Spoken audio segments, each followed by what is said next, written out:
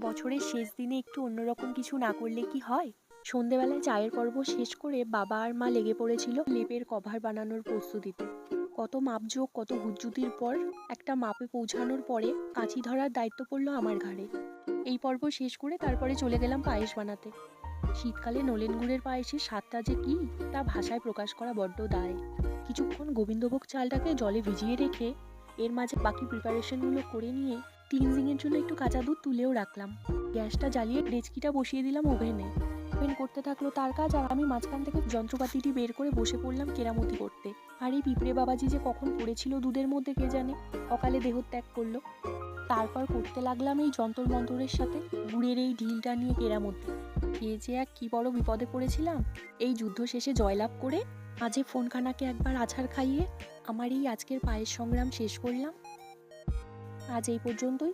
Tata.